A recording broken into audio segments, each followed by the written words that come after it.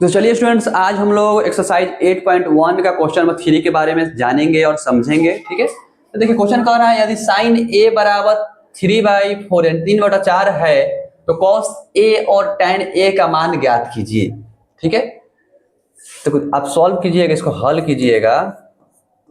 आप इसको हल कीजिए तो लिखिएगा दिया है, क्या दिया है, तो साइन ए बराबर 3/4। साइन ए बराबर कितना दिया है, 3/4।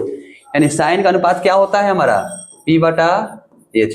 यानी P दिया है और H दिया है, हमको B नहीं दिया था, क्या निकालना होगा, P निकालना होगा। तो लिखेंगे, पहले आप त्रिभुज बना लीजिएगा, एक छोटा सा बना देते हैं, बना लीजिएगा।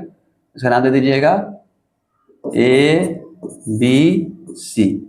ठीक है, आपको दिया है 3 और 4 दिया हुआ है, यानी आपका P दिया है, H दिया है, B नहीं दिया। तो लिखिएगा B बराबर क्या होता है, √H² माइनस P²। H कितना है, तो 4 का स्क्वायर माइनस 3 का स्क्वायर।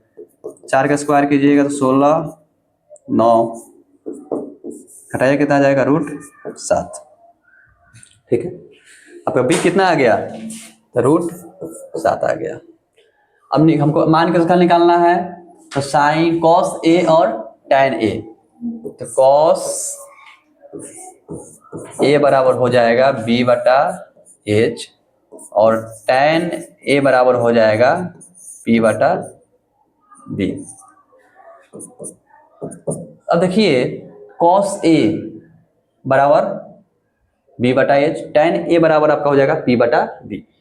इसमें सर बोलिएगा सर इसमें एंगल ए और एंगल सी आप नहीं लिखे हैं, पहले आप क्लास में बताते थे एंगल सी। देखिए यहाँ पे क्या बात हो रहा है, साइन ए ही बात हो रहा है, साइन ए। साइन ए के हिसाब से मैंने निकाल लिया, लेकिन क्वेश्चन अभी कॉस ए ही पूछ रहा है और कॉस tan ए ही पूछ रहा है।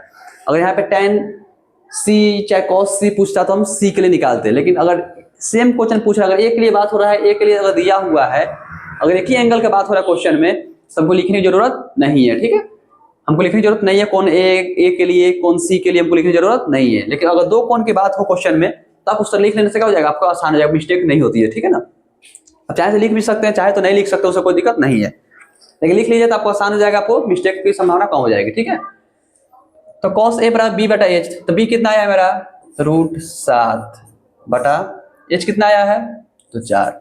tan P/B, P कितना है, 3 और B कितना आया है, √7। आपका हो गया आंसर।